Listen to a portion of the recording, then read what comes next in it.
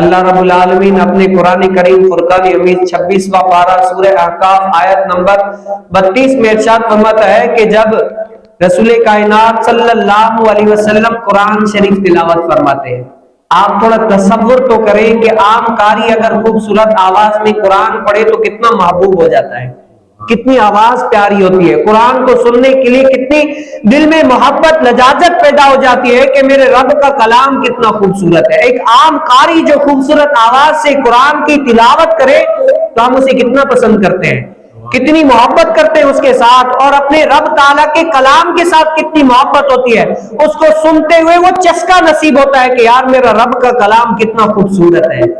صحیح ہے؟ تو وہ آپ تھوڑا تصور کریں کہ جس کے اوپر قرآن نازل ہوا ہے اگر وہ اس ٹائم قرآن کی تلاوت کرے تو کیسی تلاوت کرتے ہوں گے۔ آہا، کیا ہے؟ جس ٹائم رسول کائنات صلی اللہ علیہ وسلم قرآن کی تلاوت کرتے ہوں گے، کیسی تو تلاوت ہوگی، کیسی تو قرآن کی روحانیت ہوگی، کیسا تو قرآن کا فیض بٹ رہا ہوگا، وہاں پر رحمت کے دریا پھوٹ رہے ہوں گے، کیونکہ پڑھنے والا رحمت عالم صلی اللہ علیہ وسلم ہے۔ کہا ہے کہ حضور علیہ السلام جب قرآن کی تلاوت کرتے نا تو جو غیر مسلم جن ہوتے تھے نا، ہندو جو غیر مسلم جن ہوتے تھے، وہ بھی حضور علیہ السلام کا قرآن غور سے سنا کرتے تھے۔ کیا ہے؟ وہ غور سے در جو وہ آ کر سنتے، بیٹھتے، حضور علیہ السلام کا قرآن سنتے، قرآن سننے میں مگن ہو جاتے، جو ادھر ادھر کرتا ان کو کہتے کہ خاموشی سے بیٹھو، اللہ تعالیٰ کا قرآن پڑھا جا رہا ہے۔ حضور علیہ السلام ایسا تو قرآن پڑھتے کہ ان کافروں جو جن تھے کافر، ان کے دل میں قرآن کی ایسی تو محبت پیوست ہو جاتی، وہ صرف سنتے ہی نہیں، سن کر پھر آگے جو غیر مسلم جن ہوتے ان کو سناتے۔ اے جنوں، موسیٰ علیہ السلام کے بعد ایسا تو نبی آیا ہے، ایسا تو نبی آیا ہے جس کو ایسی کتاب دی گئی ہے، اگر اس کی تلاوت کی جائے تو آہا، لوگ سنیں تو ان کا ایمان تازہ ہو جاتا ہے، ان کے دل میں محبت الہی جاگ جاتی ہے۔ ایسا قرآن دیا گیا ہے، اور وہ قرآن کی خاصیت یہ ہے کہ وہ قرآن پچھلی کتابوں کی تصدیق کرتا ہے۔ کیا کرتا ہے؟ پچھلی کتابوں کی تصدیق کرتا ہے، پچھلے انبیاء علیہ السلام کی تصدیق کرتا ہے کہ فلاں فلاں انبیاء علیہ السلام فلاں فلاں ملک میں فلاں فلاں علاقے میں یہ یہاں پر آئے تھے، تصدیق کرتا ہوا آ رہا ہے۔ اے کافر جنوں، تمہیں اللہ کی قسم ہے تو اس رسول پر ایمان لے کر آؤ۔ کیا لے کر آؤ؟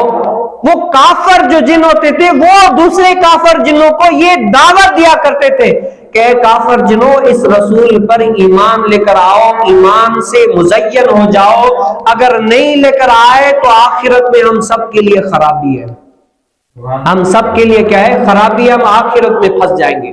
قربان جاؤں میں اپنے رسول کائنات صلی اللہ علیہ وسلم کے اس پڑھنے پر، بتاؤ جب غیر مسلم جنوں کو بھی پتا چل گیا کہ قرآن کی حساسیت کیا ہے، وہ غیر مسلم جو جن ہوتے تھے وہ قرآن سن کر آگے پہنچاتے کہ اللہ کے قرآن کی یہ طاقت ہے، یہ پاور ہے، اللہ کے قرآن کو مانو اور اس پر عمل کرو، اس قرآن پر عمل کرو، اس قرآن پہ عمل کرو گے تو تمہاری دنیا اور آخرت سنور جائے گی۔ وہ جو کافر جن تھے ان کو بھی سمجھ میں آ گیا، اس بات سے وہ غیر مسلم اپنے اندر جھانکے جو آج تک غیر مسلم ہے، مسلمان نہیں ہوئے۔ دیکھو یہ تو انسان نہیں ہے، جن یہ انسان نہیں ہے، بشر نہیں ہے، یہ تو جن ہے، آگ سے پیدا کی گئے۔ جب ان کو سمجھ میں آ گیا کہ حضور علیہ السلام کی شان کیا ہے، قرآن کی شان کیا ہے، اسلام کی شان کیا ہے، وہ غیر مسلم دوسرے غیر مسلموں کو دعوت دیں کہ اسلام لے کر آؤ،